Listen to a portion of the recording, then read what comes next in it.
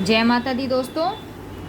देवी षष्ठी के ध्यान, पूजन एवं स्तोत्र तथा विशद महिमा का वर्णन। नारद जी ने कहा, प्रभु भगवती षष्ठी, मंगल चंडिका तथा देवी मनसा, ये देवियां मूल प्रकृति की कला मानी गई हैं।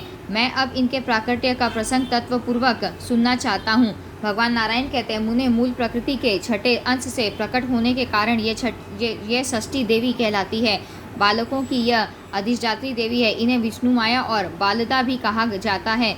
मातृकाओं में देवसेना नाम से यह प्रसिद्ध है। उत्तम व्रत का पालन करने वाली इन साध्वी देवी को स्वामी कार्तिकेय की पत्नी होने का सौभाग्य प्राप्त है। वे प्राणों से भी बढ़कर इनसे प्रेम करते हैं। बालकों को दीर्घायु बनाना तथा उनका भरण पोषण एवं रक्षण करना इनका स्वाभाविक गुण है।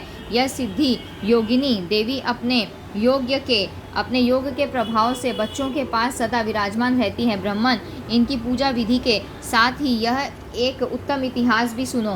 पुत्र प्रदान करने वाला यह परम सुखदायी उपाख्यान धर्मदेव के मुख से मैंने सुना है। प्रियव्रत नाम के एक राजा हो चुके हैं। उनके पिता का नाम था स्वयंभू मनु।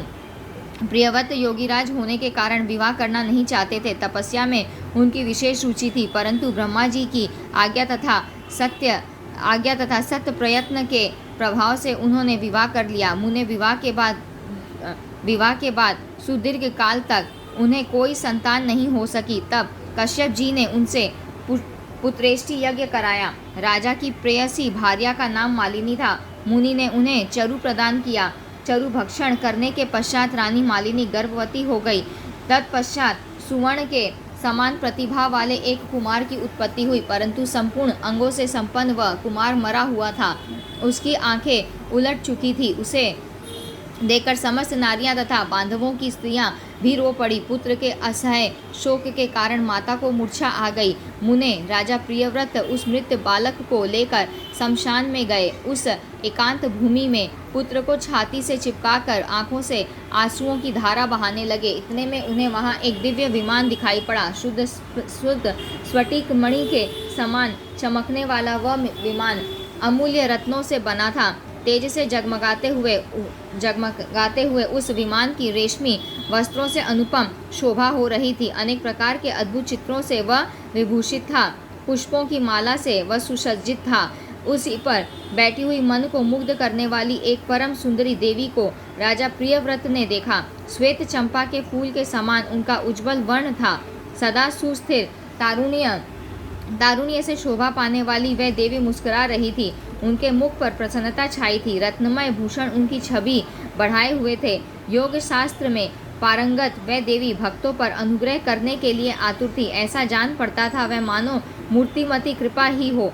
उन्हें सामने विराजमान देखकर राजा ने बालक को भूमि पर रख दिया और बड़े आदर के साथ उनकी पूजा और स्तुति की। नारद उस समय स्कंद की प्रिया देवी षष्ठी अपने तेज से दिव्यमान थी। उनका शांत विग्रह ग्रीष्मकालीन सूर्य के समान चमचमा रहा था। उन्हें प्रसन्न देखकर राजा प्रियव्रत ने पूछा, सुशोभने कांते सुव्रत वरारोहे, तुम कौन हो? तुम्हारे पतिदेव कौन है और तुम किसकी कन्या हो? तुम स्त्रियों में धन्यवाद एवं आदर की पात्र हो। नारद, जगत को मंगल प्रदान करने में प्रवीण तथा देवताओं के रण में सहायता पहुंचाने वाली वह भगवती देवसेना थी। पूर्व समय में देवता दैत्यों से ग्रस्त हो चुके थे। इन देवी ने स्वयं सेना बनकर देवताओं का पक्ष ले युद्ध किया था। इनकी कृपा से देवता विजय हो गए थे, अतएव इनका नाम देवसेना पड़ गया। महाराज प्रियव्रत की बात सुनकर यह उनसे कहने लगी। भगवती देवसेना ने कहा, राजन, मैं ब्रह्मा की मानसी कन्या हूँ। जगत पर शासन करने वाली मुझ देवी का नाम देवसेना है। विधाता ने मुझे उत्पन्न करके स्वामी कार्तिकेय को सौंप दिया है। मैं संपूर्ण मातृकाओं में प्रसिद्ध हूँ। स्कंद की पतिव्रता भार्या होने का गौरव मुझे प्राप्त है। भगवती मूल प्रकृति के छठे अंश से प्रकट होने के कारण विश्व में देवी षष्ठी नाम से मेरी प्रसिद्धि है। मेरे प्रसाद से पुत्रहीन व्यक्ति सुयोग्य पुत्र, प्रियाहीन जन प्रिया, दरिद्री धन तथा कर्मशील पुरुष कर्मों के उत्तम फल प्राप्त कर लेते हैं। राजन, सुख दुख भय शोक हर्ष मंगल संपत्ति और विपत्ति ये सब कर्म के अनुसार होते हैं। अपने ही कर्म के प्रभाव से पुरुष अनेक पुत्रों का पिता होता है और कुछ लोग पुत्रहीन भी होते हैं। किसी को मरा हुआ पुत्र होता है और किसी को दीर्घजीवी। यह कर्म का ही फल है। गुणी अंगहीन अनेक पत्नियों का स्वामी, भार्या रहित, रूपवान, रोगी और धर्मी होने में मुख्य कारण अपना कर्म ही है। कर्म के अनुसार ही व्याधि होती है और पुरुष आरोग्यवान भी हो जाता है। अतएव राजन, कर्म सबसे बलवान है, यह बात श्रुति में कही गई है। मुने इस प्रकार कहकर देवी षष्ठी ने उस बालक को उठा लिया और अपने महान ज्ञान के प्रभाव से खेल खेल में ही उसे पुनर्जीवित कर दिया। अब राजा ने देखा तो स्वर्ण के समान प्रतिभा वाला वह बालक हंस रहा था। अभी महाराज प्रियव्रत उस बालक की ओर देख ही रहे थे कि देवी देवसेना उनसे अनुमति ले चलने को तैयार हो गई। ब्राह्मण, उस समय देवी ने राजा से कर्म निर्मित वेदोक्त वचन कहा। देवी ने कहा, तुम स्वयंभुव मनु के पुत्र हो, त्रिलोकी में तुम्हारा शासन चलता है। तुम सर्वत्र मेरी पूजा कराओ और स्वयं भी करो, तब मैं तुम्हें कमल के समान मुख वाला मनोहर पुत्र प्रदान करूंगी।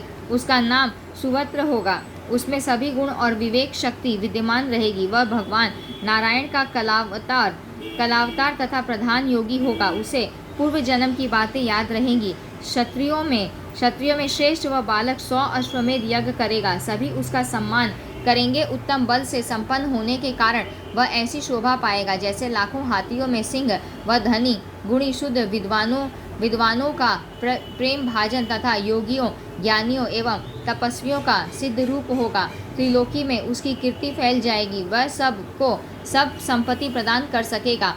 इस प्रकार राजा प्रियव्रत से कहने के पश्चात भगवती देवसेना उन्हें पुत्र प्रदान करने के लिए तत्पर हो गई। राजा प्रियव्रत ने पूजा की सभी बातें स्वीकार कर ली। यो भगवती देवसेना ने उन्हें उत्तम वर दे स्वर्ग के लिए प्रस्थान किया। राजा भी प्रसन्न मन होकर मंत्रियों के साथ अपने घर लौट आए। आकर पुत्र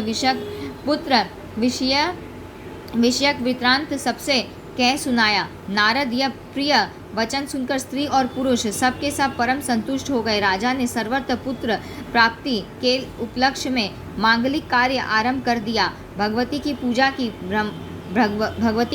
ब्राह्मणों को बहुत सा धन दान दिया। तब से प्रत्येक मास में शुक्ल पक्ष की षष्ठी तिथि के अवसर पर भगवती षष्ठी का महोत्सव यत्नपूर्वक मनाया जाने लगा। बालकों के प्रसव गृह में छठे दिन, 21वें दिन तथा अन्नप्राशन के शुभ समय पर यत्नपूर्वक देवी की पूजा होने लगी। सर्वत्र इसका पूरा प्रचार हो गया। स्वयं राजा प्रियव्रत भी पूजा करते थे। सुवत्र, अब भगवती देवसेना का ध्यान पूजन स्तोत्र कहता हूँ, सुनो। यह प्रसंग कोथुम शाखा में वर्णित है।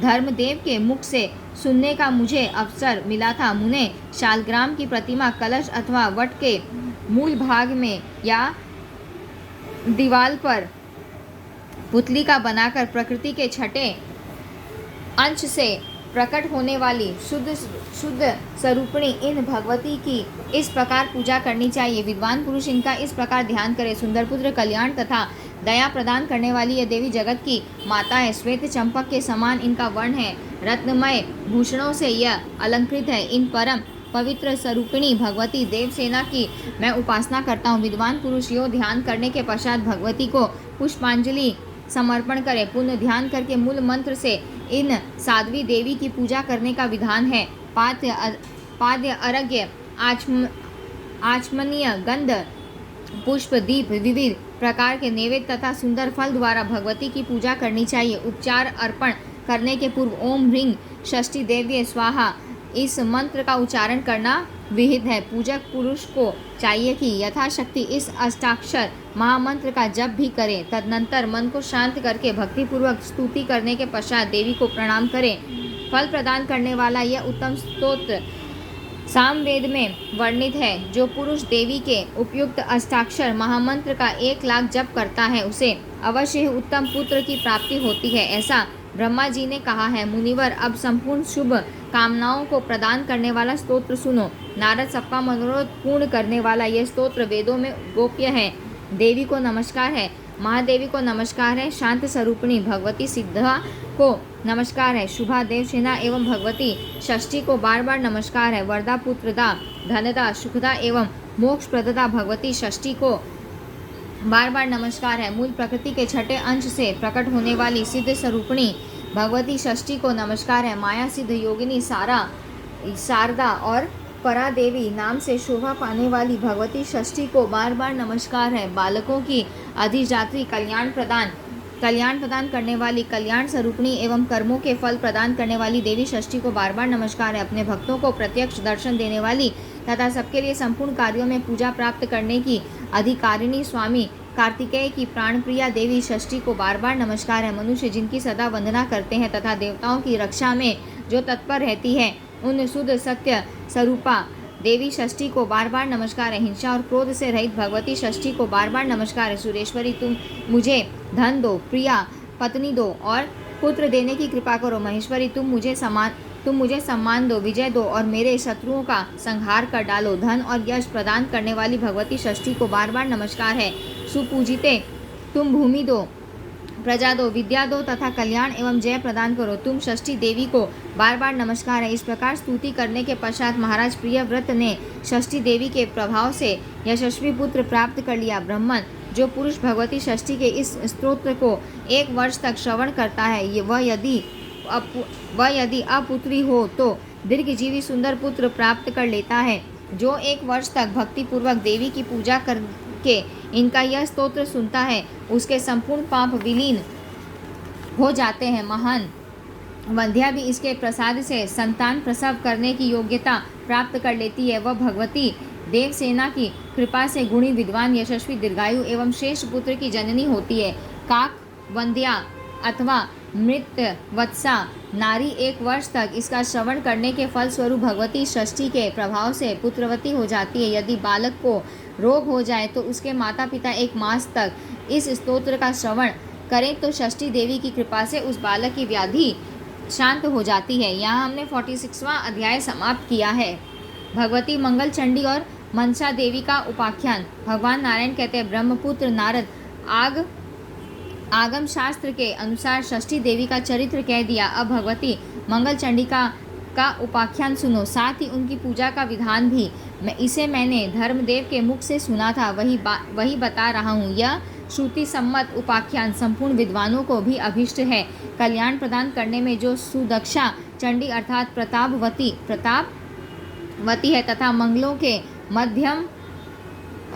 के मध्य में जो मंगला है, वह देवी मंगल चंडी के नाम से विख्यात है। अथवा भूमिपुत्र मंगल भी जिनकी पूजा करते हैं तथा जो उनकी अभीष्ट देवता है, इसलिए भी उन देवी की मंगल चंडी का संज्ञा है। मनुवंश में मंगल नामक एक राजा थे। सप्तद्वीपवती पृथ्वी उनके शासन में थी। उन्होंने इन देवी को अभीष्ट देवता मानकर पूजा की थी। इसी से यह मंगल चंडी नाम से विख्यात हुई। जो मूल प्रकृति भगवती जगदीश्वरी दुर्गा कहलाती है, उन्हीं का यह रूपांतर भेद है। यह देवी कृपा की मूर्ति धारण करके सबके सामने प्रत्यक्ष हुई है। स्त्रियों के लिए यह परम अभीष्ट है। सर्वप्रथम भगवान शंकर ने इन सर्वश्रेष्ठ रूपा देवी की आराधना की। ब्रह्मन त्रिपुर नामक दैत्य के भयंकर वध के समय का यह प्रसंग है। भगवान शंकर बड़े संकट में पड़ गए थे। दैत्य ने रोष में आकर उनके वाहन विमान को आकाश से नीचे गिरा दिया था। तब ब्रह्मा और विष्णु ने उन्हें प्रेरणा की। उन महानुभावों का उपदेश मानकर शंकर भगवती दुर्गा की स्तुति करने लगे। वह भी देवी मंगल चंडी ही थी, केवल रूप बदल दिया था। स्तुति करने पर वह देवी भगवान शंकर के सामने प्रकट हुई और उनसे बोली, प्रभो, तुम्हें भय नहीं करना चाहिए। स्वयं सर्वेश भगवान श्री हरि ही वृषभ का रूप धारण करके तुम्हारे सामने उपस्थित होंगे। वृषध्वज, मैं युद्ध शक्ति स्वरूपा बनकर तुम्हारा साथ दूंगी। फिर स्वयं मेरी तथा श्री हरि की सहायता से तुम देवताओं को पदच्युत करने वाले उस दानव को जिसने तुमसे घोर शत्रुता ठान रखी है, मार डालोगे। मुनिवर, इस प्रकार कहकर भगवती अंतर्ध्यान हो गई। उसी क्षण उन शक्ति रूपी देवी से शंकर संपन्न हो गए। भगवान श्री हरि ने एक अस्त्र दे दिया था। अब उसी अस्त्र से त्रिपुर वध में उन्हें सफलता प्राप्त हो गई। दैत्य के मारे जाने पर संपूर्ण देवताओं तथा महर्षियों ने भगवान शंकर का स्तवन किया। उस समय सभी भक्ति में उस समय सभी भक्ति में सराबोर होकर अत्यंत नम्र हो गए थे। उसी क्षण भगवान शंकर के मस्तक पर पुष्पों की वर्षा होने लगी। ब्रह्मा और विष्णु ने परम संतुष्ट होकर उन्हें शुभ आशीर्वाद और सदुपदेश भी दिया। तब भगवान शंकर सम्यक प्रकार से स्नान करके भक्ति के साथ भगवती मंगल चंडी की आराधना करने लगे। पाद्य अर्घ्य आचमन विविध वस्त्र पुष्प चंदन भांति भांति के नैवेद्य बलि वस्त्र अलंकार माला तीर पिष्टक मधु सुधा तथा नाना प्रकार के फलों द्वारा भक्तिपूर्वक उन्होंने देवी की पूजा की। नाच गान वाद्य और नाम कीर्तन भी कराया। तत्पश्चात माध्य दिन नशाखा में कहे हुए ध्यान मंत्र के द्वारा भगवती मंगल चंडिका का भक्तिपूर्वक ध्यान किया। नारद उन्होंने मूल मंत्र का उच्चारण करके ही भगवती को सभी द्रव्य समर्पण किए थे। वह मंत्र इस प्रकार है ओम ह्रीं श्रीं क्लीं सर्वपूज्य देवी मंगल चंडिके हुम हुम फट स्वाहा 21 अक्षर का यह मंत्र सुपूजित होने पर भक्तों को संपूर्ण कामना प्रदान करने के लिए कल्पवृक्ष स्वरूप है। 10 लाख जप करने पर इस मंत्र की सिद्धि होती है। ब्राह्मण अब ध्यान सुनो। यह सर्वसम्मत ध्यान वेद प्रणीत है। सुस्थिर